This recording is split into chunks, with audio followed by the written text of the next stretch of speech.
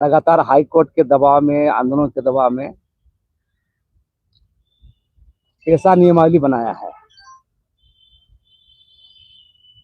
और इस पेशा नियमावली में अगर इसका स्पष्ट हम कहेंगे तो पेशा एक्ट के मूल प्रावधानों को दरकिनार कर राज नियंत्रित ये नियमावली बनाया गया है। आपको हम बता दें, पेशा एक्ट का मूल प्रावधान क्या है? ग्राम सभा सर्वोच्च शक्ति। और इसको आप कई बार गौर कीजिएगा, माने एक तरह से कहें कि हेमंत सोरेन ताली भी पिटवाया और अंदर से कैंची भी कर दिया है ये सरकार। आप गौर कीजिए, मैं कई सारे उदाहरण आपको दूंगा। भूमि अधिग्रहण का मामला, सबसे अगर बात करें भूमि अधिग्रहण का मामला, इस देश का सामान्य भूमि अधिग्रहण का कानून है, उसमें 70% की भागीदारी गारंटी होनी चाहिए, सहमति होनी चाहिए। लेकिन आप देखिए कि शेड्यूल एरिया में विशेष कानून बनाया गया है, उसमें 1/3 33%। ये आप गौर कीजिए, ये कितने माने ये है। दूसरा, आप उसी तरह कई बार आप देखिएगा पेशा एक्ट का धारा 4 का, आपको बता दें कि पेशा एक्ट के मूल प्रावधानों को दरकिनार करके कोई भी नियमावली, कोई भी सरकार, कोई विधानमंडल नहीं बना सकती है। यहाँ क्या हुआ है, ये धारा 4 को, पेशा एक्ट धारा 4 का, चाहे एन हो, चाहे एम हो, चाहे आई हो, तमाम धाराओं को, उपधारा को ये लोग उड़ा दिया गया है और ये नौकरशाही राज नियंत्रित राज को बनाया गया है। आप चाहे वो बालूघाट के मामला हो, चाहे वो कोऑपरेटिव बनाने का जो मामला हो, वो तमाम चीजों को दरकिनार किया गया है और इसके तहत ये लोगों को बताया जा रहा है। जैसे आप गौर कीजिए, आपको जो खनन वाला, माइनिंग वाला में देखिए, ग्राम सभा संचालन का वाला मामला देखिए, जो ग्राम सभा सर्वोच्च पेशा एक्ट 1996 के तहत 5वीं अनुसूची क्षेत्र में शेड्यूल एरिया में ग्राम सभा सर्वोच्च शक्ति मान है, उसको कहां ले जाए, उसका अधिकार को डीसी के पास ले जाया गया। तो हमारा साफ साफ कहना है, सरकार लॉलीपॉप दिया है पेशा नियमावली के नाम पर और ये राज नियंत्रित राजनीतिक पेशा नियमावली बनाया गया है और आदिवासियों को, शेड्यूल इलाके के लोगों को ठगने का काम किया। सभी को जोहार। और उधर ले लेते हैं। साल खत्म करने होने से 6 दिन पहले जो कैबिनेट के द्वारा पारित किया गया पेशा कानून का, और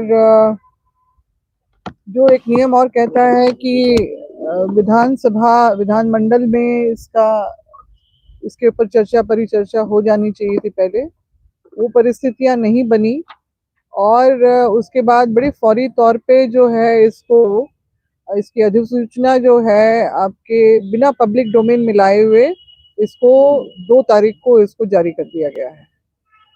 तो अधिसूचना के अंतर्गत ये जारी किया गया है। तो अभी इसमें क्या गुंजाइश है कुछ और संशोधन, क्योंकि अगर आप नियमावली को ठोस तरीके से उसके आधार पे अगर आप पेशा कानून को लागू करना चाहते हैं तो उसके लिए जगह बनाई जानी बहुत जरूरी थी। और निश्चित रूप से बहुत सारी चीज़ों को जो है इसमें जो है अनदेखा भी किया गया है। तो हम लोग का तो जो पिछले बार भी हम लोगों ने इस पर चर्चा की थी कि ग्राम सभा में किन किन चीज़ों का जो है उनकी शक्तियां किस तरह से प्रदत्त हैं, किन किन मामलों में। तो फौरी तौर पे तो जो FRA जो है फॉरेस्ट राइट एक्ट है और जो पहले से हम लोग जिसका देखते हैं कि उसका परिभाषित किया गया है। इसके अलावा जो पिछले बार भी बात मैंने उठाई थी कि मिनरल जो आपके लघु वन उपज हैं उनका तो उल्लेख किया गया है, और जब हमने इसको नोटिफिकेशन के बाद जब कॉपी हमारे हाथ में आई तो बालू घाट का जो है नियंत्रण वैसे तो ग्राम सभा के हाथ में दिया गया है, मगर जो मेजर है ये तो माइनर मिनरल में आया, मगर जो भले ही उससे भी बहुत ज्यादा हानि हो रही है, ग्राम सभा इसमें किस तरह का जो है नियंत्रण करेगी ये देखना बाकी है। शुल्क की बात पहले लाई गई, हम लोग ने भी बड़े फौरी तौर पे पढ़ा उसको, तो शुल्क की बात पहले लाई गई और प्रदत्त शक्ति क्या है उसको उल्लेख लेट से बाद में किया जाता है, काफी देर से। मतलब यानी अगर पूरा अगर इस चीज को नहीं पढ़ा जाए ठीक से और फौरी तौर पे तो समझ पाना थोड़ा मुश्किल होता है। हाँ, एक चीज जो पूरी तरह से पढ़ के आया कि मेजर मिनरल्स जो हैं हमारे, जैसे कि हमारे अपने इधर दक्षिण छोटानागपुर और कोल्हान में जो हमारे जो मिनरल्स हैं, जो हमारे खनिज संपदा है, उस पे सरकार ने स्पष्ट रूप से अपना नियंत्रण रखा है। वहाँ ग्राम सभा क्यों? क्योंकि जिन क्षेत्र में की बात हो रही है वहां पर ये भरपूर मात्रा में चाहे बॉक्साइट हो, आयरन ओर हो, या फिर आपका ये जो कोयला हो, तो उस पे सरकार ने उस पे अपना नियंत्रण रखा है। जबकि ये है कि वहाँ ग्राम सभा किस तरह से अपना कंट्रोल रख पाएगी या उसका उसकी सहमति लेनी क्या जरूरी नहीं होगी, क्योंकि बहुत जगह ऐसे खदान भी जो शुरू किए जाते हैं बिना ग्राम सभा की सहमति लिए हुए। तो ये सब बहुत ही गंभीर मसले हैं और इसको अनदेखा किया गया है विशेष सोच के तहत, और जो ग्राम सभा को जिस तरह से सशक्त करना किया जाना चाहिए था उसका पूर्णतः अभाव हम लोग देख रहे हैं।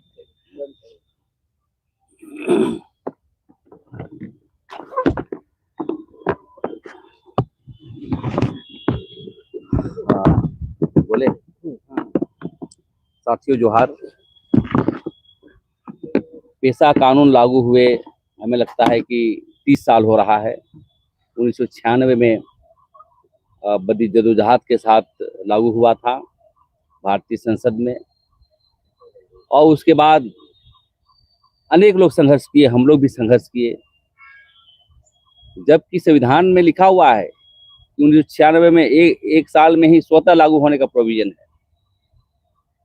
उसके बाद बार बार अनेक आंदोलन होने के बाद जो हमारे राज्य के जितने भी आदिवासी मुख्यमंत्री थे, बाबूलाल मरांडी, मधु कोड़ा से लेकर के अभी तक जो मुख्यमंत्री है, किसी ने भी लागू करने के लिए संवेदनशीलता नहीं दिखाया था, बल्कि माननीय न्यायालय के निर्देश पर जब उटाजी से मारा गया तब यहाँ की सरकार हरकत में आई और आनन फानन में जो है हमारा पेशा कानून का नियमावली बनाया, और बिल्कुल ही गैर कानूनी तरीके से और बिल्कुल ही एक आदिवासियों को मूर्ख बनाने के लिए यहाँ की सत्ता और नौकरशाहों के मिलने के बाद हम समझते हैं कि एक लॉलीपॉप है।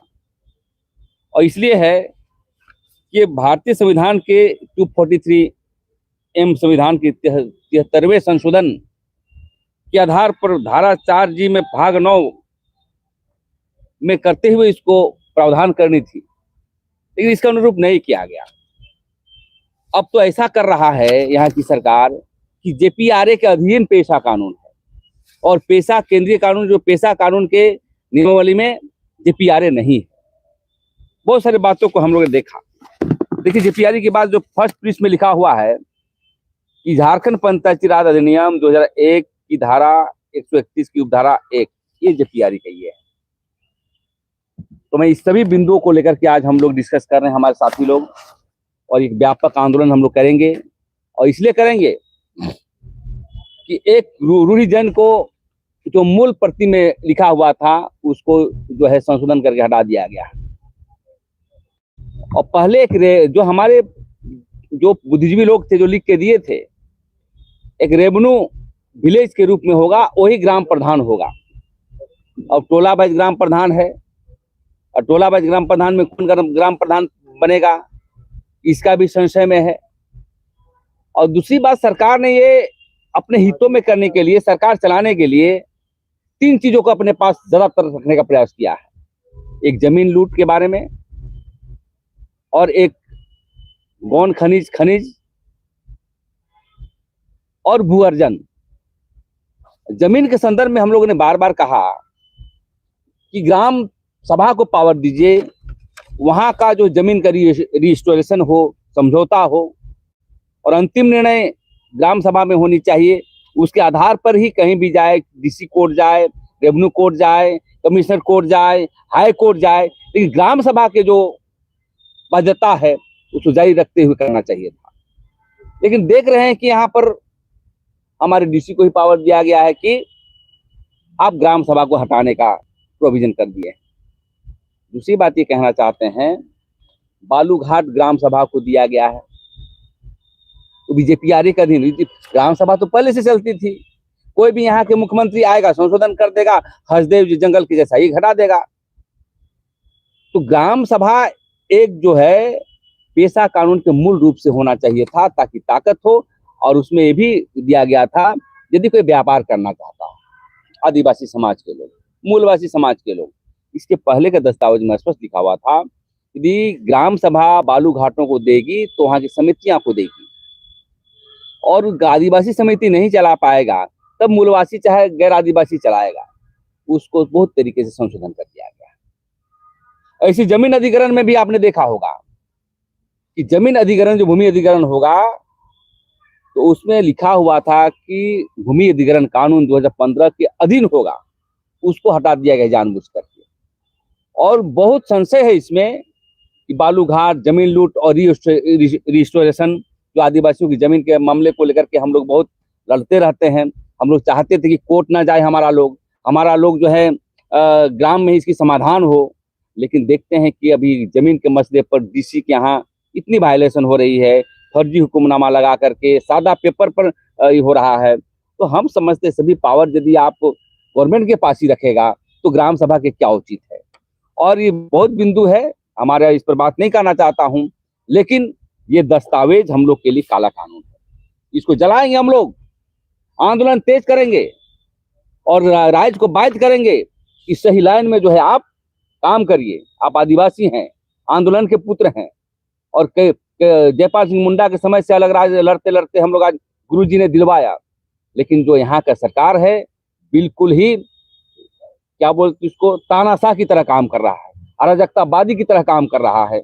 हम लोग चाहते हैं, कोई हम सरकार का विरोध करने नहीं आए हैं, सरकार को दिशा देने आए हैं। लेकिन जब हमारे लिए काम करोगे, हमारे लिए हत्या करोगे, तो हम लोग भी कमर कस चुके हैं। आने वाला समय में व्यापक आंदोलन के रूप में आगे बढ़ेंगे, और जब तक मूल रूप से पेशा कानून लागू नहीं होगा, ग्राम सभा की शक्ति बहाल नहीं होगा, तब तक हम लोग चुप नहीं बैठे। आइए थोड़ा हरकत है, टेबल छोटा है, राउंड टेबल कौन प्लीज सर, आवाज आ जाएगी।